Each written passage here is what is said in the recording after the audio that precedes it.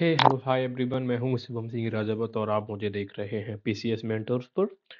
आज के इस वीडियो सेशन में हम चर्चा कर रहे हैं एंशिएंट इंडिया में जो भी टाइटल्स दिए गए हैं जिस किसी भी शासक को लगभग लगभग हम 90% कवर कर लेंगे। 10% क्या छूटेगा जो मेरी नज़र में भी नहीं है वो। चलिए शुरुआत करते हैं। तो सबसे पहले जो शासक आता है वो आता है बिम्बिसार। बिम्बिसार मगध वंश साम्राज्य की जब स्थापना हुई उसके प्रथम शासक था। इसकी 2 पालियाँ, एक है क्षित्रोदस, एक है श्रोणिक। याद कैसे करेंगे? जैसे क्षित्रोदस, तो हमने क्षेत्र को याद कर लिया क्षेत्र से, कि एक पर्टिकुलर क्षेत्र पर किसी ने बम भी फेंके हैं, तो बिंबिसार क्षित्रोदस। और दूसरी हमें याद मिलेगी क्या? श्रोणिक। तो देखो जो बम होते हैं वो भी अलग-अलग श्रेणी के होते हैं, अलग-अलग श्रेणी के होते हैं, ऐसे याद रखेंगे। जनरली हमें ये पता है कि देवनाम प्रिय की उपाधि अशोक को दी गई थी, लेकिन क्या सिर्फ अशोक को दी गई थी? The answer is no. ऐसे 4 शासकों को दी गई थी अशोक को मिलाकर। तो उसके लिए हमारे नमूने से ताड़। टी से तिस, ये श्रीलंका का शासक था। ए से अशोक, ए से अजातशत्रु और डी से दशरथ। ठीक है ना? अजातशत्रु क्या था? बिंबिसार का जो पुत्र था वो अजातशत्रु था। तो अशोक और दशरथ दोनों किस वंश से रिलेटेड है? ये दोनों मौर्य साम्राज्य से रिलेटेड है। इसके बाद बिंदुसार। बिंदुसार को कई सारे नामों से जाना गया है, एक एक करके देखते हैं। सबसे पहले है अमित्रोकिड्स। इसमें किड्स आपको फोकस करना है। किड्स को हमने याद कर लिया, किड्स, है ना? तो किड्स कभी कभार क्या करते हैं, जैसे कई बार खेलों में हम देखते हैं कि एक दूसरे को स्ट्रैप कर देते हैं। स्ट्रैप का मतलब होता है चाकू घोंपना, है ना? कभी धोखे धंधे में। तो किड्स का स्ट्रैबो। अमित्रोचेटस। चेटस मतलब ये जो यूनानी राइटर थे, जो ग्रीक लेखक है, उन्होंने अमित्रोचेटस कहा है। अमित्र घात। घात पतंजलि ने जो संस्कृत जो टेक्स्ट हैं उनमें अमित्र घात कहा गया है। मद्रसार, पुराणों में इसको मद्रसार कहा गया है। और जैनों ने इसको सिंगसेन कहा है। बिंदुपाल। बिंदुसार को बिंदुपाल भी कहा है किसने? फापियोन चुलिन ने। ये चाइनीज ग्रंथ है उसमें, राइट? तो बिंदुसार के बारे में हमने देखा मुत्रोकेट, समित्रोचेट, समित्रघात, मद्रसार, सिंगसेन और बिंदुपाल। इसके बाद हम बात करेंगे बृहद्रथ। बृहद्रथ मौर्य वंश का अंतिम शासक था। 187 में इसकी हत्या पुष्यमित्र शुंग ने कर दी थी और शुंग वंश की स्थापना की थी। तो बृहद्रथ की जो उपाधि है, इसको कहा गया दुर्बुद्धि या प्रज्ञा दुर्बल, जो बुद्धि से कमजोर हो। और ये हर्षचरित में उसको कहा गया है। हर्षचरित पुस्तक किसके द्वारा? कवि वर्णभट्ट के द्वारा लिखी गई थी हर्षवर्धन के काल में, जो कि कन्नौज के इलाके में थे। इसके बाद जो आते हैं वो आते हैं पुष्यमित्र शुंग। अभी बताया था पुष्यमित्र शुंग। पुष्यमित्र शुंग की उपाधि है औदबिज। औदबिज का मतलब होता है अचानक उठने वाला, जिसका उद्भव अचानक हुआ है, वो औदबिज है। और इसको औदबिज हरिवंश में कहा गया है। पुष्यमित्र शुंग को औदबिज कहने का मूल कारण ये है क्योंकि जब आप देखेंगे महाजनपद काल से लेकर मौर्य काल तक, तो यहाँ पर जो बोलबाला था वो बुद्धिज्म का था। लेकिन पुष्यमित्र शुंग ने जब बृहद्रथ की अचानक हत्या कर दी, और उसके बाद जो उद्भव होता है वो ब्राह्मण काल दोबारा से हमें आता हुआ प्रतीत होता है। इस वजह से पुष्यमित्र शुंग को औदबिज कहा गया है। इसके अलावा कहा गया है सर्वतात का संकर्षण। ठीक है ना? ये संकर्षण जो है ये बलराम को कहा जाता था जनरली। और सेनानी या सेनापति। सेनानी सेनापति ऐसे टाइटल्स इस्तेमाल करते थे राजाओं के लिए जिन्होंने युद्ध लड़े हैं, क्योंकि सेनानी या सेनापति या महासेनापति का टाइटल भगवान जो कार्तिकेय हैं, स्कंद हैं, उनके लिए जनरली प्रयोग किया जाता था। तो पुष्यमित्र शुंग को सेनानी या सेनापति कहा जाता था। कण्व वंश जो था उसको शुंगभृत कहा गया, यानी कि शुंगों के भाई थे। ठीक है? शुंगभृत कौन है? कण्व। यज्ञसेन को प्रकृति अमित्र कहा गया। अब इसमें दो चीजें हैं, एक है प्रकृति और दूसरा है अमित्र। आम मित्र जो मित्र नहीं है, मित्र नहीं है, यानी ये जो मित्र नहीं है यानी कि दुश्मन है। तो शुंगों का प्राकृतिक दुश्मन कहा गया है किसको? यज्ञसेन को। क्योंकि हमें पता है गोदावरी नदी को लेकर यज्ञसेन और अग्निसेन के बीच में युद्ध चल रहा था, जिसकी मदद शुंग वंश के शासकों ने की थी। ठीक है? तो यज्ञसेन को प्रकृति अमित्र कहा गया, यानी कि शुंगों का स्वाभाविक शत्रु। इसके बाद आते हैं इक्ष्वाकु। इक्ष्वाकु को कहा जाता है आंध्रभृत्य, यानी कि जो आंध्र सातवाहन थे उनका भ्रात भ्रात यानी कि उनका नौकर। ठीक है? आंध्रों का नौकर। इसके अलावा इक्ष्वाकु को श्री पर्वत का शासक भी कहा गया है। हम याद कैसे करेंगे श्री पर्वत का शासक? हमारी इच्छा होगी तो हम पर्वत पर जाकर रहने लग जाएंगे। तो इक्ष्वाकु श्री पर्वत का शासक। इसके बाद चंद्रगुप्त मौर्य की अगर हम बात करें तो चंद्रगुप्त मौर्य को भी अन्य कई सारे नामों से यूनानी लेखकों ने लिखा है, जैसे कि ये सेंट्रोकोटस। तो कई बार पूछते हैं ये सेंट्रो, तो हमने सेंड को याद कर लिया है सैंड से, या दोनों से। सेंड मीन्स ये बालू, ये होती है सैंड। तो जस्ट सेंड, कोई भी चीज आपने अभी हाल ही भेजी है, सेंड की है। इसके अलावा सेंड स्ट्रेबो, तो हम कैसे याद कर सकते हैं? कि आपने सेंड थी, कोई बालू थी और उसमें कोई चीज स्ट्रैप करती है, जैसे आपने कोई डंडा गाड़ दिया, स्ट्रैप कर दिया है। इसके अलावा मेगस्थनीज। तो आपने किसी स्थान में ही तो कोई चीज़ सेंड करी होगी, किसी स्थान पे ही तो कोई चीज़ सेंड की होगी, तो मेगास्थनीज। तो जस्टिन स्ट्रैबो और मेगास्थनीज चंद्रगुप्त मौर्य को सेंड्रोकोटस लिखते हैं। एरियन और प्लूटार्क इसको एंड्रोकोटस लिखते हैं। तो एंड का हमने इसको कंसीव किया ई एंड, एंड अंत। तो देखो एरिया का एंड, एरियन एंड। इसके अलावा एंड क्या, प्लूटार्क। तो प्लूटार्क यानी कि प्लूटो हमने ग्रह से याद किया। तो पहले प्लूटो को एक ग्रह माना जाता था, लेकिन अब उसको दर्जा एंड कर दिया गया। तो एरियन एंड प्लूटार्क एंड। सेंड्रोजोकोटस या सेंट्रोकोप्टस। तो सेंट्रो जो जो फिल, ऐसे याद किया कि जो फिल करेगा, जो फिल। और कोप्टस भी जो कोऑपरेट करेगा। ब्रिसल कहा गया इसको मुद्रा राक्षस में। तो सेंट्रोकोटस कहा है जस्टिन स्ट्रैबो मेगास्थनीज ने। एंट्रोकोटस कहा है एरियन और प्लूटार्क ने। सेंडोजोकोटस कहा है फ्लार्कस ने। और सेंट्रोकोप्टस भी फ्लार्कस ने ही कहा है। और ब्रिसल कहा है मुद्रा राक्षस में इसको कहा गया है। अब हम आगे बढ़ेंगे। उग्रसेन, उग्रसेन की उपाधि थी महापद्म नंद की, जो भारत का पहला शूद्रवंशीय शासक माना जाता है। इसके अलावा अग्रमीज, ये थी उपाधि धननंद की, ठीक है। तो ये महापद्म नंद, देखो ये महा उपाधि दिख रही है, ये वाला महा, और ये उग्र, ये दोनों वर्ड एक दूसरे के कैसे लगते हैं हमें, एक दूसरे से मैच मैच करते हुए दिखते हैं। तो उग्रसेन महापद्म नंद और अग्रमीज धननंद, ठीक है ना। जब भी कभी धन बढ़ता है तो हर कोई आगे खड़ा हो जाता है, तो ऐसे याद रखेंगे। सतकर्णी प्रथम की उपाधि थी दक्षिणा पथपति, प्रतिष्ठान पति और अप्रतिहत चक्र। कैसे, जो पैठन या प्रतिष्ठान था, अब देखो इसको ऐसे समझिए आप, ये राजधानी है पैठन या प्रतिष्ठान। जब भी आप उत्तर से आ रहे हैं कहीं से भी, तो जब भी आपको दक्षिण के कोई भी मार्ग अगर लेना है, तो ये पैठन प्रतिष्ठान से होके हुए जाना ही पड़ेगा। तो इस पे जो मतलब शासन किया था, इस पे तो अपनी राजधानी बनाई थी वो सतकर्णी पष्ट ने बनाई थी। इसी वजह से इसको क्या कहा गया है, दक्षिणा पथपति। दक्षिण का जो पथ है, इसका पति यानी कि इसका स्वामी, इसका यूसर, इसका मालिक। और प्रतिष्ठान पति, इसने प्रतिष्ठान को अपनी राजधानी बनाया था, ठीक है। तो सतकर्णी फर्स्ट की दो उपाधियां, दक्षिणापथपति और प्रतिष्ठानपति। इसके बाद आती है अप्रतिहत चक्र, यानी कि जिसको किसी ने किसी तरीके से आहत ना किया हो, वो भी कौन है, सतकर्णी फर्स्ट है। अप्रतिहत चक्र। गौतमी पुत्र सतकर्णी की उपाधि कौन कौन सी थी, एक बहमन यानी कि यूनिक ब्राह्मण जिसको बोला गया है, अद्वितीय ब्राह्मण। देखो गौतमी पुत्र सतकर्णी, क्योंकि ये जो थे ये ब्राह्मण रिलीजन से, ब्राह्मण वर्ण से बिलोंग करते थे। तो गौतमी पुत्र सतकर्णी सतकर्णी ने वो हर एक काम किया है जिससे कि जो वैदिक रिचुअल से उनको दोबारा से एस्टेब्लिश किया जा सके। इसी वजह से इसको उन्होंने उपाधि धारण की, एक बहमन यानी कि यूनिक ब्राह्मण, अद्वितीय ब्राह्मण। वही बात है, खक रात वसनी, खस के खस यानी कि चेहरात वंश का निर्मूलक, चेहरात वंश को निर्मूल किया यानी कि नष्ट कर दिया था किसने, गौतमीपुत्र सतकर्णी ने। इसके अलावा इसने एक उपाधि और धारण की थी, क्षत्रिय, यहाँ पे लिख रहा हूँ, क्षत्रिय मद नाश। क्षत्रियों के जो मद है उसको नाश करने वाला एक उपाधि है, वो भी गौतमीपुत्र सतकर्णी की है।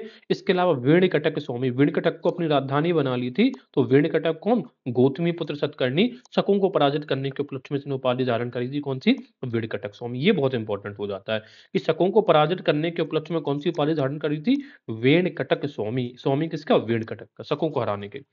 इसके बाद आता है वशिष्ठ पुत्र। तो वशिष्ठ पुत्र पुलमावी ने दक्षिणापथ ईश्वर, दक्षिण पथ का ईश्वर कहा गया है। इसको क्यों कहा गया मैं आपको समझाता हूँ। देखिए, पहले इनकी राजधानी पैठन या प्रतिष्ठान थी, लेकिन वशिष्ठ पुत्र पुलमावी ने इस राजधानी को ट्रांसफर करके कहाँ पे लेके आया था, आंध्र प्रदेश में लेकर आया था, यानी कि दक्षिण। इसी वजह से इसको कहा गया है दक्षिण पथ का ईश्वर। तो हमने हमने ऐसे याद कर लिया कि भगवान को चढ़ावे में हम पुलाव चढ़ाते हैं, ईश्वर को क्या चढ़ाते हैं, पुलाव। तो दक्षिण पथ ईश्वर, ईश्वर में पुलाव। इसके अलावा आंध्र सम्राट भी क्यों क्यों कहा गया इसको, क्योंकि इसने विशिष्ट काम क्या किया था वशिष्ठ पुलमावी ने, कि आंध्र राजधानी ट्रांसफर कर ली थी आंध्र विजय के उपलक्ष्य में। तो हमने दो चीजें से याद किया कि ईश्वर को पुलाव पसंद है और कोई अंधा व्यक्ति उसको भी पुलाव पसंद है, राइट। अब हम बात करते हैं अपना अ, ये गोंदो फर्नेस। ये शक वंश जो थे, सॉरी पार्थियंस थे। तो गोंदो फर्नेस की उपाधि थी देवव्रत, ठीक है। गोंदो फर्नेस की उपाधि क्या है, देवव्रत। पार्थियंस की इनकी उपाधि थी धर्मिकस। तो हम कैसे याद करेंगे, देखो धर्मी का रा ऐसे चढ़ रहा है और पार्थियन में रा ऐसे चढ़ता है, तो ये वाला हमें याद रखना है, रि जो ऊपर चढ़ रहा है इसको धार्मिकस, और ये पार्थ। इंडो ग्रीक मीनांडर ने उपाधि धारण करी थी दो, एक तो धर्म चक्र उपाधि करी थी।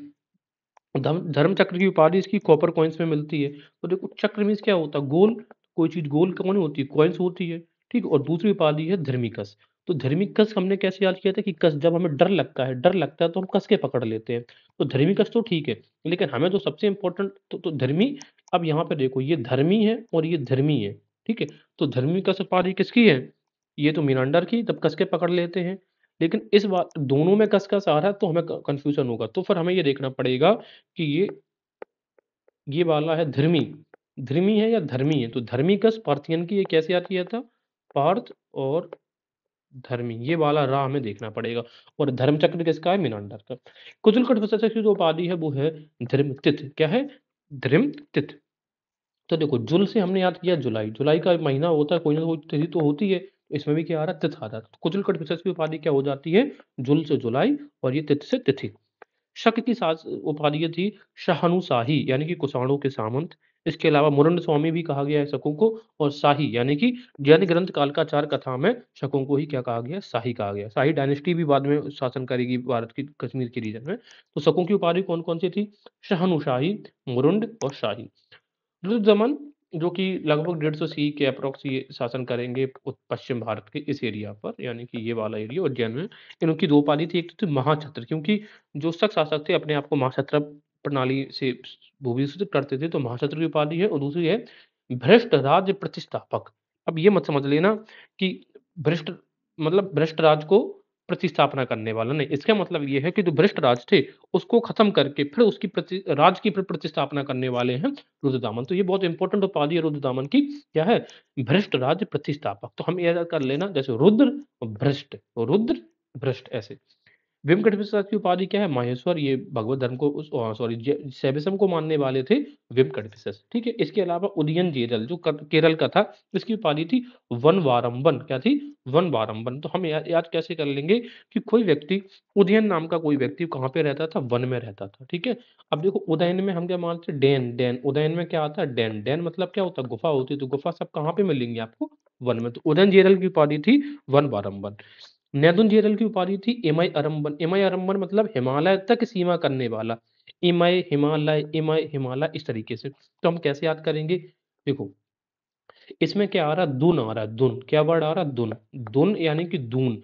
तो देहरादून ये सब कहाँ पे हमें ये दून मिलते हैं? हिमालय में मिलते हैं। तो इसी वजह से हमें याद रखना कि ने दुन दुन यानी कि दून, दून से इमय अरंबन यानी कि हिमालय तक सीमा करने वाला। और उदयन में डैन आ रहा है। डैन, ये डैन और दून ये दो हमें वर्ड पकड़ लेने हैं। डैन होता गुफा, गुफा कहाँ पे होती? वन में। तो वन वारंबन। कंस की उपाधि क्या थी? देवपुत्र थी, ये हम सबको पता है। कंस द्वितीय की उपाधि थी सीजर और कैसर। ये जनरली रोमन जो साम्राज्य के शासक थे उनकी उपाधियां हुआ करती थी। तो कंस द्वितीय ने उपाधि धारण करी थी सीजर एंड कैसर। ये बहुत इंपॉर्टेंट हो जाता है। अब हम चर्चा करेंगे गुप्त वंश के शासकों की। तो श्रीगुप्त की उपाधि थी महाराज। चंद्रगुप्त की उपाधि थी महाराज अधिराज। चंद्रगुप्त द्वितीय की। ठीक है। चंद्रगुप्त सॉरी नहीं, चंद्रगुप्त फर्स्ट की उपाधि थी महाराज अधिराज। तो पहला गुप्त शासक जिसने महाराज अधिराज की उपाधि धारण करी थी वो थी कौन? चंद्रगुप्त। समुद्रगुप्त के बारे में जब कहा जाता है तो समुद्रगुप्त की कई सारी उपाधियां थी। ठीक है। उनमें से एक बस कौन सी नहीं थी? परम भागवत। परम भागवत की उपाधि चंद्रगुप्त को समुद्रगुप्त को नहीं मिली थी। यद्यपि इतने बहुत सारे युद्ध किए थे लेकिन परम भागवत की उपाधि इसने धारण नहीं करी थी। परम भागवत की उपाधि समुद्रगुप्त के बाद के जो शासक थे चंद्रगुप्त सेकंड उनके बाद से स्टार्ट करी जाएगी। ठीक है। देखते हैं समुद्रगुप्त की उपाधियां एक एक पढ़ते हैं। कविराज, क्योंकि इसको बीड़ा बजाने का बहुत ज्यादा शौक था और एक इसने पुस्तक भी लिखी थी कृष्ण चरित। ठीक है। तो ये कविराज इसी वजह से इसको कहा गया है। लिच्छवी दोहित्र क्यों कहा गया है? क्योंकि समुद्रगुप्त यानी कि चंद्रगुप्त की जो पत्नी थी उनकी क्या नाम था? महादेवी। और महादेवी जो थी ये लिच्छवियों की पुत्री हुआ करती थी। किसकी? लिच्छवी की पुत्री। तो दोहित्र का मतलब होता है नाती जो होता है, पोता। ठीक है ना? तो लिच्छवी, अब ये उनकी कौन हो गई? महादेवी इनकी पुत्री, और पुत्री का बेटा तो दोहित्र हो गया, तो नाती हो गया। तो लिच्छवी इसी वजह से उनको लिच्छवी दोहित्र कहा गया है। इसके अलावा समुद्रगुप्त को कहा गया 100 युद्धों का विजेता। यानी कि शा से समुद्रगुप्त, शा से 100। इस 100 युद्धों का विजेता इनकी जो उपाधि है ये कहाँ पे मिलती है? वो गरुड़ कॉइन्स में मिलती है। कहाँ पे? गरुड़ में। 100 युद्ध गरुड़ इस तरीके से। इसके बाद दूसरी उपाधि मिलती है तत्पाद परिगृहीत।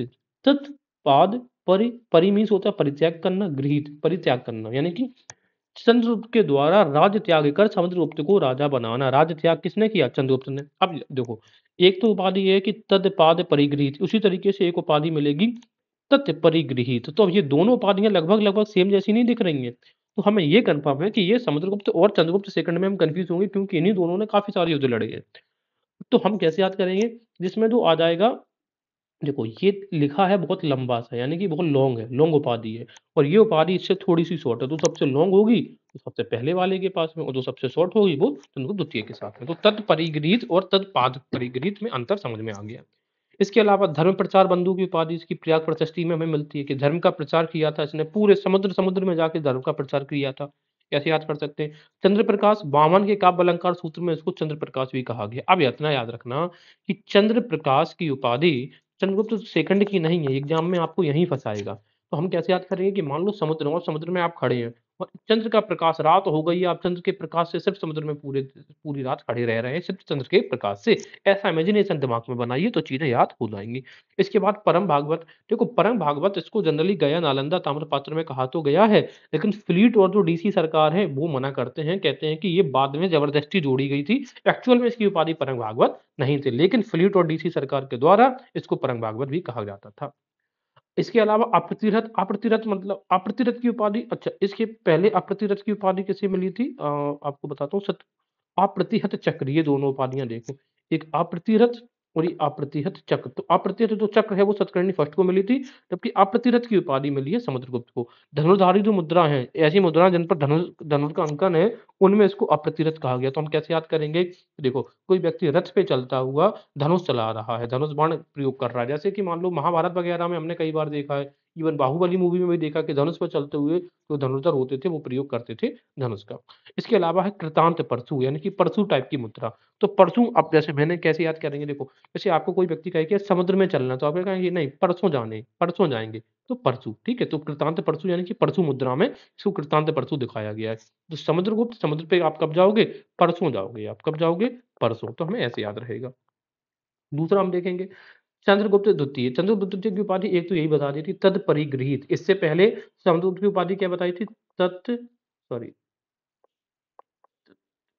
पाद परिगृहीत। तो तत्पाद परिगृहीत ये उसकी समुद्रगुप्त की उपाधि है और ये है चंद्रगुप्त द्वितीय की।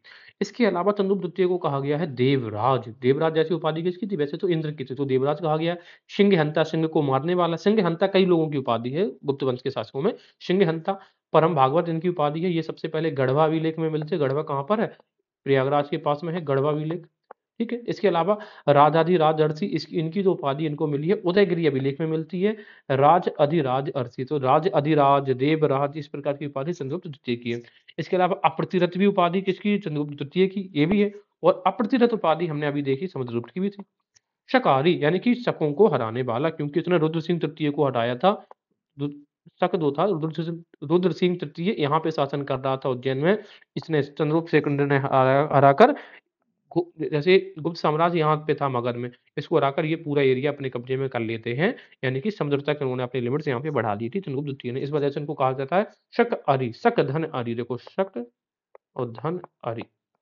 शक, शकों के कौन? अरि मतलब होता है दुश्मन, तो कौन है? ये चंद्रगुप्त द्वितीय है, क्योंकि रुद्र सिंह तृतीय को हराया था। इसके बाद आती है कुमारगुप्त की उपाधि। तो कुमारगुप्त फर्स्ट को महेंद्र आदित्य बोला गया। इसके अलावा देखो, चंद्रगुप्त सेकंड को एक और जितने भी चक्र वाले वर्ड आ जाएंगे, चक्र वाले, चक्र मीन्स गोला, वो सब चंद्रगुप्त द्वितीय की उपाधि रहेगी।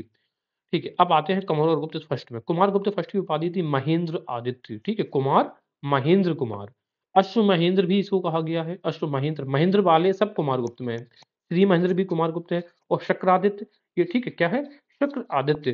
तो शक्रादित्य उपाधि किसकी है? शकों को हराने के लिए कुमारगुप्त की है। अप्रति, अब देखो इन दोनों की उपाधि थी अप्रतिरथ। अप्रतिरथ है।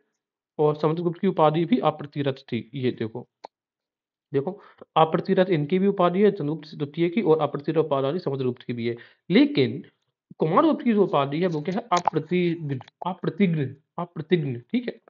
इसके अलावा खड़गहंता या खड़कहंता। ठीक है? तो कैसे हम याद करेंगे? खड़कहंता यानी कि the rhino slayer. The rhino slayer यानी कि जिसने राइनो की हत्या कर दी थी। तो हम कैसे याद करते हैं कि हमारा जो कुमार है, कुमार मतलब हो गया 18 वर्ष का बालक। तो राजकुमार अपनी बड़बही में क्या कहते हैं कि हमारे कुमार ने निहग बिना हंत के ही खड़ग को मार दिया। खड़ग यानी कि किसको? गेंडे को मार दिया। तो खड़ग हंता, इस तरीके से कुमार से याद रखना है। इसके बाद आता है स्कंदगुप्त। स्कंदगुप्त की जो उपाधियां हैं, सबसे पहली जो उपाधि हमें देखने को मिलेगी वो मिलेगी विक्रमादित्य। विक्रमादित्य उपाधि स्कंदगुप्त की भी थी। इसके बाद अक्रमादित्य, परम भागवत की उपाधि है। शक्रोपम, अब यहाँ पर देखो, ये है शक्रादित्य और ये है शक्रोपम। तो हम याद कैसे करेंगे? देखो, यानी कि ये शक्रोपम की उपाधि मिली है कहूँ अभिलेख में, लेकिन हमें इन दो उपाधियों को अंतर करना पड़ेगा। तो देखो, आदित्य सो या सक्रूपम, तो हम सक्रूपम में याद कर लेते हैं। चलिए, तो पम स्कंद, तो जैसे मान लेते हैं कि आप अपने कंधे पर कोई पंप रख के चल रहे हैं, तो जब भी पम वाला आएगा तो स्कंद कंधा याद आ जाएगा। तो सक्रूपम की उपाधि स्कंद की गुप्त की है, जबकि सक्रादित्य की उपाधि कुमारगुप्त फर्स्ट की है, और जबकि सक्रारी की उपाधि चंद्रगुप्त सेकंड की है। याद हो जाएगा हमें, राइट। इसके अलावा हम देखेंगे श्री परिक्षिप्त वच्छा, तो श्री परिक्षिप्त वच्छा इसको जूनागढ़ अभिलेख में कहा गया स्कंदगुप्त को, क्योंकि इसने इसको पुष्यमित्र शुंग को और ये हूणों को हराया था। तो हम याद कैसे करेंगे, देखो परीक्षा हमारी किस महीने में होती है, जून में, तो जूनागढ़ अभिलेख में। अब आते हैं कुमारगुप्त द्वितीय, जो लेटर गुप्ता शासक थे उसमें से ये दूसरा शासक था। तो लेटर गुप्ता का पहला जो शासक था वो था पुरुगुप्त। क्या, कौन सा था, पुरुगुप्त। इसको ये कहा जाता है ये सबसे मतलब बाद में, यानी कि सबसे वृद्धावस्था में शासक बना था, और इसने बुद्ध धर्म को अपनाने वाला पहला शासक ये पुरुगुप्त ही था। उसके बाद आता है कुमारगुप्त द्वितीय। तो लेटर गुप्ता में कुमारगुप्त द्वितीय पहला शासक था जिसने महाराज अधिराज की उपाधि धारण करी है। ये क्वेश्चन कई बार पूछा जा चुका है, मैं फिर से रिपीट कर रहा हूँ। लेटर गुप्तास में Kumaragupta was the first ruler who adopted the title of महाराज अधिराज। इससे पहले अगर हम गुप्ता वंश के शासकों की बात करेंगे तो महाराज अधिराज का टाइटल जो पाया था वो चंद्रगुप्त फर्स्ट ने पाया था। ठीक है, चलिए अब हम यहाँ पर देखते हैं इसके बारे में। तोरमाड़, तो तोरमाड़ जो था इसने उपाधि धारण करी थी शाही जौबल की। कौन सी उपाधि धारण करी थी, शाही जौबल। इसके अलावा जीवित गुप्त की उपाधि थी क्षितिज चूड़ामणि, यानी कि राजाओं का सिरमौर। अब याद कैसे करेंगे, देखो हमें कब तक जीवित रहना है, क्षितिज तक। ठीक है, कहाँ तक जीवित रहना, क्षितिज, क्षिति जल, क्षिति मतलब होता है पृथ्वी, है ना। तो हमें जीवित रहना है पूरे क्षिति तक, यानी कि पृथ्वी तक, जब तक पृथ्वी रहेगी। या फिर हम जीवित ही रह रहे हैं किसके लिए, चूड़ा और मणि के लिए, लालच शो कर रहे हैं। जीवित ही रह रहे हैं किसके लिए, चूड़ा और मणि के लिए। तो जीवित गुप्त की उपाधि क्या थी, क्षिति क्षितिज चूड़ामणि, यानी कि राजाओं का सिरमौर। मणि का मतलब होता है सिरमौर। इसके अलावा परम सौगात बुद्ध की उपाधि। अब ये बुद्धिज्म को दोबारा से उद्भव होता हुआ हमें दिखाई दे रहा है। ये किस किसने अडॉप्ट किया था, सबसे पहले तो याद किया था राज्यवर्धन ने। याद रखना, हर्षवर्धन ने बुद्ध धर्म से रिलेटेड कोई भी उपाधियों को धारण नहीं किया, यद्यपि उसने बुद्ध धर्म को प्रश्रय दिया था। तो परम सौगात बुद्ध राज्यवर्धन, जो इसको जानकारी हमें मिलती है बांसखेड़ा अभिलेख में। इसके अलावा धर्मपाल ने भी, क्योंकि ये जो पाल वंश के शासक थे बंगाल के, ये भी मानते थे बुद्धिज्म को प्रश्रय दिया था। तो धर्मपाल इंस्क्रिप्शंस के अकॉर्डिंग इसने धारण करी थी उपाधि परम सौगात बुद्ध। देवपाल ने भी, इसने भी उपाधि धारण करी थी परम सौगात बुद्ध की। तो अब देखो दो चीजें हैं, धर्मपाल और देवपाल, जिन जिनके नाम डी से आ रहा है, दोनों ने उपाधियां धारण करी हैं परम सौगात बुद्ध की। लेकिन क्वेश्चन जब पूछेगा कि एज पर इंस्क्रिप्शंस वह कौन सा ये पाल शासक है जिसने परम सौगात बुद्ध की उपाधि धारण करी थी, एज पर इंस्क्रिप्शंस अभिलेखों के अनुसार, तो आप अभिलेखों में धर्मपाल को टिक करेंगे। लेकिन जब यही क्वेश्चन पूछा जाएगा कि एज पर टेक्स्ट ग्रंथों के अनुसार किसने परम सौगात बुद्ध की उपाधि धारण करी थी पाल वंश में, तो वो होगा देवपाल। तो धर्म धर्म का अंकन कहाँ पे हुआ, इंस्क्रिप्शंस में, जबकि देवपाल ने किसी को टेक्स्ट दिया। तो इस तरीके से धर्मपाल और देवपाल। इसके अलावा जो गोविंद चंद गहड़वाल थे, कन्नौज के जो गहड़वाल थे, उन्होंने भी उपाधि धारण करी थी परम सौगात बुद्ध। तो ये चार ऐसे शासक हो गए जिन्होंने परम सौगात बुद्ध की उपाधि धारण करी थी। तो अब एग्जाम में पता क्या करेगा, एग्जाम में ये करेगा कि तीन रखेगा, एक चौथा हटा देगा और पूछ लेगा कि बताइए इनमें से किसने परम सौगात बुद्ध की उपाधि धारण नहीं की थी। तो हमें गोविंद चंद तो हमारे कौन कौन से याद रखने हैं, राजवर्धन, धर्मपाल, देवपाल, और ये याद रखना जरूर गोविंद चंद गहड़वाल। ये जनरली गोविंद चंद गहड़वाल ने ये लक्ष्मी वाली मुद्रा भी स्टार्ट करी थी, लक्ष्मी टाइप जो कॉइन्स हैं वो भी स्टार्ट इसने किए थे। लेकिन फिर भी हमें ये ध्यान रखना है, इसने परम सौगात बुद्ध की उपाधि धारण की थी। इसके बाद आता है कबींद्र की उपाधि थी हर्षवर्धन की। ठीक है, और कबींद्र कहा गया है किसको, हर्षवर्धन को। और किसकी पुस्तक में, उदय सुंदरी कथा। यानी कि उदय सुंदरी कथा एक्चुअली में हमें गुजरात का इतिहास बताती है। और जब ये गुजरात का इतिहास बताते हैं तो फिर हमें ये हर्षवर्धन का कैसे पता चला, क्योंकि हर्षवर्धन तो रूल कर रहा था कन्नौज के रीजन में। तो मैं आपको बताता हूँ, ये बताइए हर्षवर्धन के टाइम के बाद ये त्रिपक्षीय संघर्ष हुआ था कि नहीं हुआ था। त्रिपक्षीय संघर्ष में ये तीन जो पावर्स थी अलग अलग जगह की, ये जो राष्ट्रकूट थे, ये राष्ट्रकूट से दक्षिण के, और ये क्या पाल थे बंगाल के, और देखो मैं यहाँ पे बता रहा हूँ, जो तीन पावर्स थी, ये गुजरात के गुर्जर प्रतिहार थे, राष्ट्रकूट साउथ से, और ये आते थे पाल। इस गद्दी के लिए तीन के तीनों लड़ रहे थे। तो गुजरात प्रतिहार, और यहीं पर हमें उदय सुंदरी कथा यहीं पर लिखी गई है। तो इस एरिया के लिए लड़े थे। तो इस एरिया के बारे में जानकारी हमें उदय सुंदरी कथा से भी मिलती है। इसी के अकॉर्डिंग कबीर की उपाधि कही गई है हर्ष को, क्योंकि हर्ष ने पुस्तकें लिखी जैसे नागानंद, नागानंद, रत्नावली, प्रियदर्शिका। तो ये सब जो पुस्तकें लिखी गई हैं किसके द्वारा लिखी गई हैं? हर्षवर्धन के द्वारा। इसी वजह से इसको कबीर कहा जाता है। कवि धन इंद्र, इसकी मतलब ये ऐसा बनेगा, कवि प्लस इंद्र। ठीक है, कवियों का इंद्र। आगे देखेंगे पुलकेशिन द्वितीय की उपाधि जरा हम देखें तो पुलकेशिन द्वितीय, ये अब बताइए किस वंश का शासक थे? चालुक्य जो है ना, चालुक्य। और इसकी लड़ाई हुई थी किसके? हर्षवर्धन के साथ में, नर्मदा नदी के तट पर इसने हर्ष को हरा दिया था। नहीं, पहले पुलकेशिन फर्स्ट फर्स्ट की देख रहे हैं हम, सेकंड को नहीं। पहले ये फर्स्ट है ना, याद रखना, ये फर्स्ट है ओनली। हाँ, तो इनकी उपाधि थी श्री पृथ्वी वल्लभ और श्री वल्लभ। अब याद कैसे करेंगे? तो श्री पृथ्वी वल्लभ और श्री वल्लभ हमें याद करेंगे वल्लभ से, है ना? तो देखो, सीधी सी बात ये है कि हम जब वल्लभ से हम याद करते हैं बल्ला, तो जब हम बल्ला लेकर यानी कि बैट लेकर बल्ला लेकर निकलते हैं तो हम कैसे क्या करते हैं? पुलकित हो उठते हैं। कैसे? वो पुलकित, जब हमें कोई नया बल्ला खरीद कर देता है तो हम पुलकित हो उठते हैं। अब श्री पृथ्वी वल्लभ और श्री वल्लभ ये दोनों उपाधियां मुंज परमार की भी थी। ऐसा क्यों है मैं जरा आपको बता देता हूँ। अब ये इलाका, ये यहाँ पे है चालुक्य, और जो मालवा का ये रीजन है जहाँ पर परमार्स ने अपनी राजधानी बनाई थी, जहाँ पे मुंज परमार है। ठीक है, भोपाल के नियर। तो एक्चुअल में ये जो पहले पूरा एरिया था ये इन्हीं का हुआ करता था। किनका? ये चालुक्य वंश का। तो जो चालुक्य यहाँ से गए तो यहाँ जो उत्तर का पार्ट था वो किसने हथिया लिया था? मुंज परमार ने। तो सीधी सी बात है, जो पीछे की लेगेसी पुलकेशिन की थी वही मुंज परमार ने भी अडॉप्ट करेगी। इसी वजह से पुलकेशिन फर्स्ट की जो उपाधि थी पृथ्वी वल्लभ और श्री वल्लभ, ये उपाधि मुंज परमार की भी हमें देखने को मिलती है। इसके बाद महाराज भी कहा गया है पुलकेशिन को, और विष्णु भी कहा गया है पुलकेशिन फर्स्ट को। बहुत इंपॉर्टेंट है, पुलकेशिन को विष्णु कहा गया है। किसमें? महाकूट अभिलेख। ये बहुत इंपॉर्टेंट अभिलेख बन जाता है कि महाकूट अभिलेख में किससे रिलेटेड है? पुलकेशिन फर्स्ट। इसमें क्या कहा गया इसको? विष्णु। तो श्री पृथ्वी वल्लभ, श्री वल्लभ, महाराज और विष्णु, ये पुलकेशिन फर्स्ट की उपाधि थी। पुलकेशिन द्वितीय के बारे में बात करेंगे तो पुलकेशिन जो द्वितीय है, इसने ये परमेश्वर और सत्याश्रय की उपाधि धारण करी थी। तो परम ईश्वर कौन है? पासे पुलकेशिन, पासे परमेश्वर, और जिसने सत्य का आश्रय लिया उसी ने हर्षवर्धन को हरा पाया। तो सत्याश्रय हर्षवर्धन, सत्य का आश्रय लेकर ही इसने हरा पाया किसको? हर्षवर्धन को।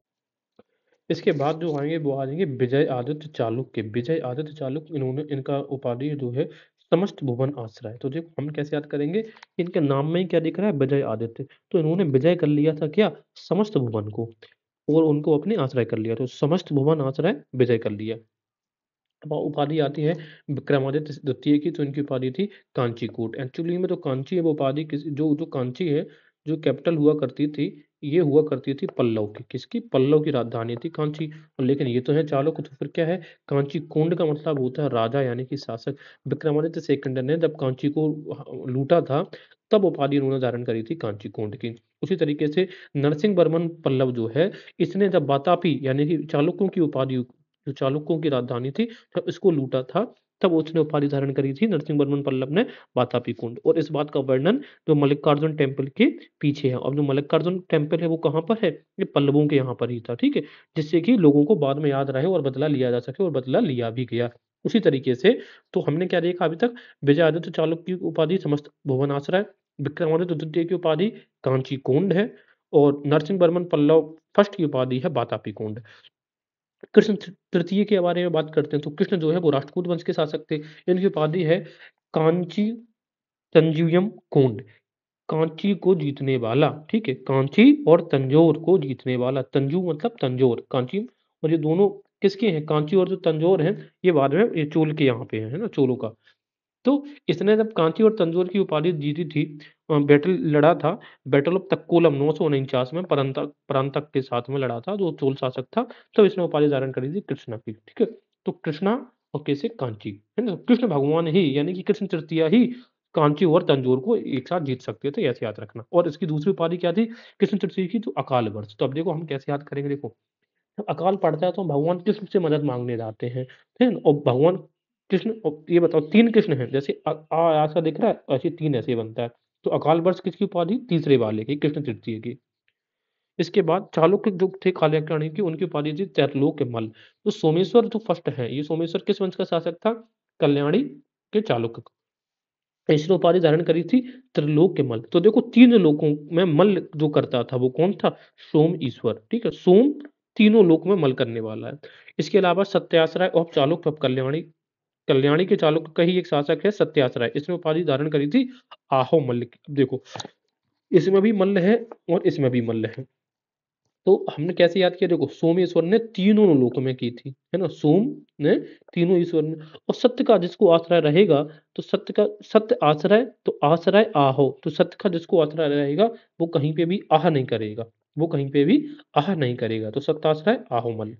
सोमेश्वर तृतीय, अब इसकी उपाधि थी सर्वज्ञ भूप। अब ये देखो ये सोमेश्वर फर्स्ट है और ये सोमेश्वर तृतीय है, तो याद रखना तृतीय की उपाधि तरलोकमल नहीं है, यहीं पे कंफ्यूजन होगा हमें। तृतीय की उपाधि तरलोकमल नहीं है, उपाधि किसकी है? सोमेश्वर फर्स्ट की। तो सोमेश्वर तृतीय की उपाधि क्या है? सर्वज्ञ भूप। वो जो सोमेश्वर तीसरा है वो सर्वज्ञ, सब चीजों को जानता है। सर्वज्ञ भूप, सर्व का ज्ञानी, भूप मीन्स होता है शासक। तो सोमेश्वर तृतीय की उपाधि क्या है? सर्वज्ञ भूप की। अब आते हैं राष्ट्रकूट वंश में। तो दंतीदुर्ग जो था, दंतीदुर्ग की उपाधि क्या थी? पृथ्वी बल्ला। इससे पहले भी पृथ्वी बल्ला हमने किसकी उपाधि देखी? हमने उपाधि देखी है श्री श्री पृथ्वी बल्लभ और श्री बल्लभ, है ना? तो ये उपाधि देखी पुलकेशिन फर्स्ट की और मुंज परमार की भी। अब यहाँ पर जो उपाधि है ये है पृथ्वी बल्लभ, ये दंतीदुर्ग की है। तो देखो जो दंत है, हमने ऐसे मान लिया कि हमारा जो एक दांत है वो टूटकर कहाँ पे गिर गया? पृथ्वी में गिर गया। ये राष्ट्रकूट वंश का था। इसको उपाधि दिया किसने? ये विक्रमादित्य जो सेकंड था चालुक्यास। चालुक्य जनरली जो पृथ्वी की उपाधि थी, तो पृथ्वी बल्लभ वगैरह उपाधि चालुक्य के शासकों ने ही धारण करी थी। इससे पहले किसने धारण करी थी इस प्रकार की उपाधि? पुलकेशिन फर्स्ट ने। तो दंती दुर्ग जब राष्ट्रकूट जो थे, जो चालुक्यों के पहले ये फ्यूडिटरीज हुआ करते थे, तो जब दंती दुर्ग ने मदद करी थी अरब्स के विरोध में, मतलब अरब्स को हराने में चालुक्यों की मदद करी थी दंती दुर्ग ने, इसी से खुश होकर विक्रमादित्य द्वितीय ने दंती दुर्ग को उपाधि दे दी थी किसकी? पृथ्वी बल्लभ की। ओरिजिनली जो पृथ्वी बल्लभ जो उपाधि थी हुआ करती थी वो चालुक्य की हुआ करती थी। इसके बाद आता है कृष्ण फर्स्ट। कृष्ण फर्स्ट राजपूत वंश का है, तो इसकी उपाधि थी क्षत्र प्रजावादः और कृत प्रजापालः। तो ये जो प्रजा वाला वर्ड आता है, तो प्रजा प्रजा दोनों कृष्ण के समय में आएगा। अब लेकिन कौन सा कृष्ण? फर्स्ट। कृष्ण फर्स्ट के तो कैसे याद करेंगे? तो प्रजा सबसे पहले कृष्ण के पास जाती है, तो प्रजा सबसे पहले कृष्ण यानी कि पहला कृष्ण, फर्स्ट कृष्ण फर्स्ट। ठीक है। इसके अलावा शुभ तुंग, तो कृष्ण भगवान हमेशा सबका क्या करते हैं? शुभ करते हैं, ऐसे भी याद रख लेना। तो प्रजा सबसे पहले कृष्ण के पास जाती है, प्रजा सबसे पहले कृष्ण के पास जाती है और शुभ भगवान के कृष्ण सबका शुभ करते हैं। दूसरी उपाधि आती है अमोघ वर्ष की। तो अमोघ वर्ष, इसने मान्यखेत में अपनी राजधानी एस्टेब्लिश करवाई थी और इसने अपने आप को कहा है शाहशांक, यानी कि चंद्रगुप्त द्वितीय से भी महान। तो संजन लेख में इसकी उपाधि मिलती है और इसको नृपतुंग भी कहा गया। तो देखो कैसे याद करेंगे? देखो वर्षा में निकलने का साहस किसका हो सकता है? वर्षा में निकलने का, बाहर घूमने का साहस वही वीर लोगों का ही होगा। तो अमोघ वर्ष साहसांक। और दूसरा नृप, तो नृप जो है वो नृत्य करता है कहाँ? वर्षा में। तो नृप और वर्षा। विजय आदित्य जो चालुक्य है, इसकी उपाधि क्या थी? समस्त भुवन आश्रय। अब याद करके आए हैं कि समस्त भुवन को जीत ली, विजय कर लिया था, इस वजह से उपाधि मिली समस्त भुवन आश्रय। आगे देखते हैं राजसिम्हा फर्स्ट। राजसिम्हा फर्स्ट की जो उपाधि है, वो पांड्य वंश का शासक था राजसिम्हा। इसकी उपाधि थी पल्लव भंजन, पल्लव ब्रेकर और पांड्यास पल्लवों को, सॉरी ये पल्लव को हराने वाला। ठीक है, पल्लव भंजन उपाधि किसकी है? राजसिम्हा। ये नरसिंह वर्मन राजसिम्हा ये पल्लव वंश का नहीं है, ये पांड्या था, इसी वजह से इसकी उपाधि दी गई है पल्लव को, मतलब ब्रेक करने वाला, हराने वाला। इसके अलावा हम देखेंगे अब ये आ जाते हैं हमारे पास चोलकालीन। तो सबसे पहले हमें देखने को मिलता है विजय आलय। तो विजय का आलय, तो कैसी इसकी उपाधि मिलेगी हमें? नरकेसरी और तंजय कुंड। तो हम कैसे याद करेंगे जरा देखो। एक ऐसा व्यक्ति है जिसने नर और केसरी दोनों पर विजय हासिल करी थी, तो विजय आलय नर केसरी और तंजय कुंड।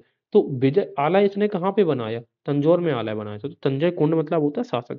तो नर केसरी पर विजय की थी विजय आलय ने, तंज की कसा था विजय के ऊपर, इस वजह से याद किया जाता है। आदित्य वन की बात करेंगे तो आदित्य वन ने अपराजित जो था, लास्ट पल्लव रूलर अपराजित को हराया था किसने? आदित्य वन ने। तो कैसे याद करेंगे? आ से आदित्य, आ से अपराजित दोनों। अपराजित किस वन का शासक था? पल्लव था। आदित्य वन ने उपाधि धारण करी थी नरकेसरी। क्या? नरकेसरी। इसके अलावा टोंडे नादू, तोड़फोड़ करने वाला आदित्य, और कोदंड राम, ये भी उपाधि किसकी थी? आदित्य फर्स्ट की थी। इसके अलावा परांतक फर्स्ट की उपाधि थी मदुरई कुंड और उत्तम चूल। तो कैसे याद करेंगे? देखो रात में, रात कितनी मधुर होती है, तो परांतक फर्स्ट, मदुरई कुंड और उत्तम, रात हमेशा उत्तम होती है, तो उत्तम चूल। ठीक है, परांतक फर्स्ट की। परांतक सेकंड की उपाधि क्या है? सुंदर चूल। तो ऐसे सेकंड है, तो ऐसे से ही होता है सुंदर। तो सुंदर चोल उपाधि सेकंड की है, बाकी उत्तम चोल और मदरी कुंड उपाधि परांतक की हो जाएगी। राइट। राजराज फर्स्ट की बात करेंगे तो इसकी सबसे पहली उपाधि है अरुमोलीवर्मन। क्या है? अरुमोलीवर्मन। इसके अलावा देखो इसमें हमने याद किया कि राजराज, तो दोनों चीज़ों में मूल वर्ड आ रहा है, तो राजराज अरुमोलीवर्मन, ठीक है? इसके अलावा कांडलूर सालय कल मरुत। क्या है? कांडलूर सालय। कांडलूर सालय का मतलब है केरला को जीतने वाला, सीधी-सी बात ये है। तो किसने जीता था? राजराज ने अटैक किया था केरल पे, इतवार एरिया पे। दूसरा है मतलब चेरा जो थे, जो कंडलूर का बैटल हुआ था उसके बाद ये उपाधि धारण करी गई थी। चेर कहाँ से बिलॉन्ग करते थे? केरल से। इसके अलावा दूसरा है उल कलंडो सॉरी उलकलंडा पेरूमल। क्या नाम है? उलकलंडा पेरूमल। ये भी उपाधि किसकी है? राजराज फर्स्ट की है। और ये वन हु मेजर्स अर्थ, यानी कि जिसने पूरी पृथ्वी को माप लिया हो। उलक उलूक मानते हैं ना, उल्का पिंड मानते हैं, तो उलक इसने पूरी पृथ्वी को ही माप लिया हो, उसको उपाधि थी राजराज फर्स्ट की। तो राजराज फर्स्ट की कौन कौन सी उपाधि? अरुमोलीवर्मन, कांडलूर सालय, कलमरुद्ध और उलकंडा पेरूमल। इसके बाद इसकी उपाधि क्या है? क्षत्रिय शिखामणि। क्षत्रियों की शिखा थी कौन? राजराज फर्स्ट। इसके बाद मुम्मडी चोल भी उपाधि किसको कही जाता था? राजराज को। तो राजराज का पूरे पूरे उसमें मुंबई में मतलब शासन था, ऐसे याद कर लो। जयगोंड भी उपाधि किसकी थी? राजराज फर्स्ट की। चोल मार्तंड राजराज फर्स्ट। शिवपाद शेखर, ये उपाधि कई बार पूछी जाती है, राजराज फर्स्ट की ये शिवपाद शेखर उपाधि। रवि कुल्य माणिक्य, रवि के कुल का, रवि का मतलब सूर्य के कुल का, माणिक्य यानी कि मणि, ये भी उपाधि किसकी है? राजराज की है। तो राजराज की कई सारी उपाधियां हमने देखी, जैसे मुम्मडी चोल, जयगोंड, चोल मार्तंड, शिवपाद शेखर, इस प्रकार की। अब राजेंद्र की बात करेंगे तो राजेंद्र की जनरली जो उपाधि होंगी, इनमें जनरली आपको ना का उच्चारण ज्यादा मिलेगा। जैसे देखना, पंडित चूल, इसमें पंडित आ रहा, ना आ रहा, तो राजेंद्र इसमें भी ना आ रहा। गंगई कोंड चूल, तो इसने तो मतलब जब महिपाल जो बंगाल पे था उस पे जब चढ़ाई करी थी तब इसमें उपाधि धारण करी थी, गंगई कोंड चूल। इसके अलावा कडार कोंड, कडारम, कडारम जो था, जो कडारम जो था, अब ये बताइए, कडारम जो था ये था सुमात्रा जावा का एरिया, इसमें विजय हासिल किसने करी थी? राजेंद्र चोल ने। तो कडार कोंड की उपाधि धारण करी। और दूसरा कटहाधिपति, कटहा के एरिया पे भी इसने शासन किया था, मतलब अटैक करके जीता था, तो इसको कहा जाता था राजेंद्र चोल की उपाधि थी, ठीक है। और राज अधिराज फर्स्ट की जो उपाधि थी वो थी चोल पांड्य। क्या उपाधि थी? चोल पांड्य। मतलब broke the alliance of Chera Pandya and Sri Lanka. तो चेर पांड्य और श्रीलंका का जो पहले अलायंस बन गया था चोलों के विरोध में, उसको हटाया था किसने? राज अधिराज ने, और उपाधि धारण करी थी चोल पांड्य की। इसके बाद आता है अनमेरुथ जिन, हाथियों की पीठ पर मृत्यु प्राप्त हुआ था किसको? राज अधिराज को। तो कैसे मान सकते हैं कि हाथियों की पीठ पर ही अनुमेरुथ जिन क्या राजा आधा राजा ने आधा राज कर पाया और हाथी की पीठ पर इसकी मृत्यु हो गई। तो अधि जिसमें धी आएगा ना, धी पीठ पर मतलब सवार था, वैसे ही उसकी मतलब डेथ हो जाती है।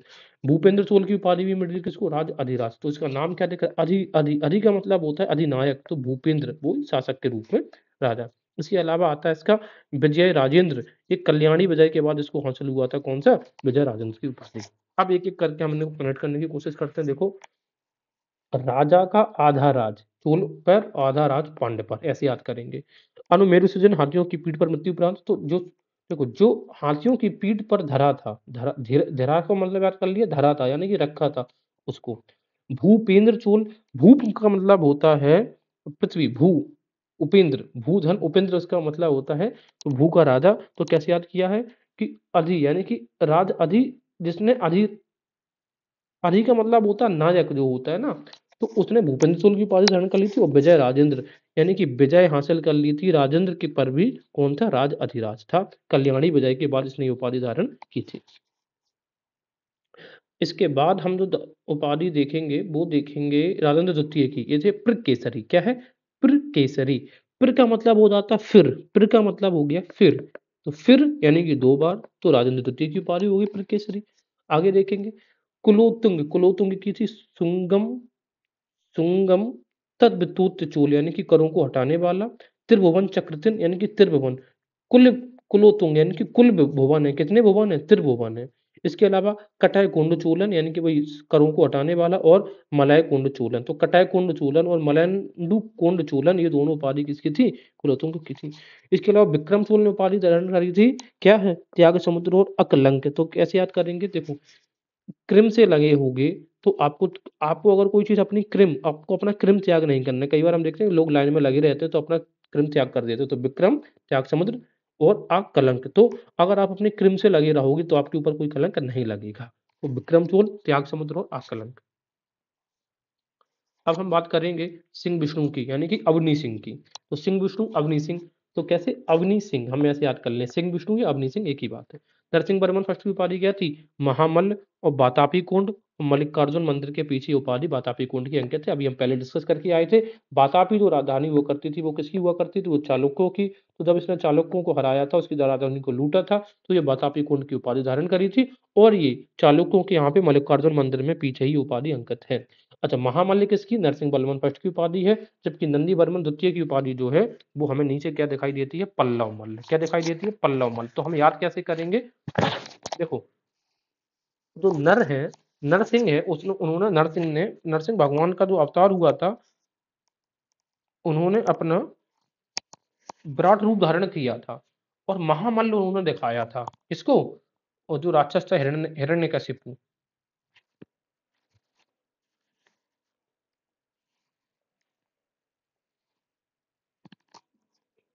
तो जब भी हमें कंफ्यूजन होगा कि महामल्ल किसकी उपाधि है, पल्लव मल्ल किसकी उपाधि है, तो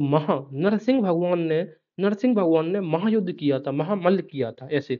और नंदी बर्मन ने पल्लव मल्ल। तो ये बताओ, नंदी को कभी कभार हम क्या करते हैं, कभी पल्ला लेकर चलते हुए देखा है? जैसे कई बार देखते थे नंदी के साथ जो लोग जाते हैं वो दो पल्ला यानी कि तकड़ी लेकर चलते हैं। तो नंदी बर्मन द्वितीय की उपाधि है पल्लव मल्ल। हरिहर फर्स्ट की उपाधि क्या है इसमें? एक है समुद्र का अधिपति, एक है समुद्र, हरिहर, ठीक है ना।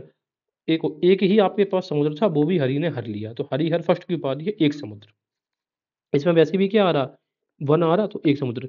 बुक्का वन की उपाधि है तीन समुद्र की। तो देखो, बुक्का ने कितने समुद्र बुक किए? तीन समुद्र बुक किए। तो बुक्का, और वैसे बी ऐसे बनता है तो थ्री ऐसे बनता है। हरिहर द्वितीय की उपाधि क्या है? राज वाल्मीकि, राज व्यास, महाराज अधिराज और राज परमेश्वर। तो देखो, हरिहर दो, तो वाल्मीकि भी है, राज व्यास, तो वाल्मीकि और व्यास दोनों उपाधियां किसकी मिलेंगी? हरिहर द्वितीय की। तो देखो, वाल्मीकि ने दो वाल्मीकि और दो व्यास, और महाराज अधिराज और राज परमेश्वर भी उपाधि है। देवराय द्वितीय की उपाधि क्या है? याद रखना, जो यूनिक उपाधियां हैं वो हरिहर सेकंड की है।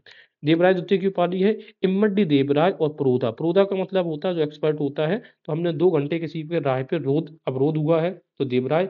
और इम्माडी देवराय, इम्माडी में दो आ रहा है ये, और देवराय मतलब देवराय द्वितीय।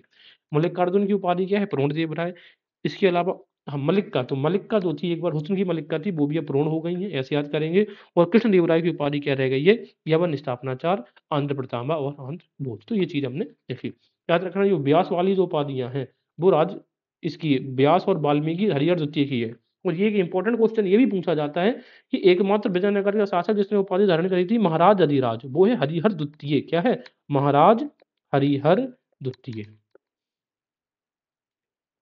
इसके अलावा राष्ट्रकूटों ने उपाधि धारण करी थी लटरूर पश्वाधीश्वर। तो राष्ट्रकूट की उपाधि क्या थी? लटलूर, यानी कि जो लातूर का इलाका है वहां पर ये शासन करने वाले लोग हैं। महाराष्ट्र का रीजन है लातूर, ये वाला। पल्लव ने टुंडई की उपाधि धारण करी थी और पांड्या को मावर भी कहा गया है। तो राष्ट्रकूट को कहा गया है लटरूर पश्वाधीश्वर, पल्लव को टुंडई और पांड्यास को मावर। इसके अलावा परम सौगात की उपाधियां अगर हम देखें, तो परम सौगात की उपाधि धर्मपाल को मिली है, राज्यवर्धन को मिली है, गोविंद चंद्र गढ़वाल को मिली है। ठीक है, तो ये चार उपाधियां, और लक्ष्मीकर्ण चौधरी को भी मिली है। इसके अलावा ये उपाधि बहुत पूछी जाती थी, राजत्रय चाधिपत्य। ये बहुत पूछी गई है, राजत्रय चाधिपत्य। इसमें 3 लोगों को उपाधियां मिली है, राजवर्धन को, गोविंद चंद्र गढ़वाल को और लक्ष्मीकर्ण कलचुरी को। तो ये 3 नाम याद रखने हैं। कौन कौन से? पहला है राज्यवर्धन, दूसरा है गोविंद चंद्र गढ़वाल, इन दोनों को तो परम सौगात की उपाधियां भी मिली है। और राजत्रय चाधिपति में मिला है लक्ष्मीकर्ण कलचुरी को।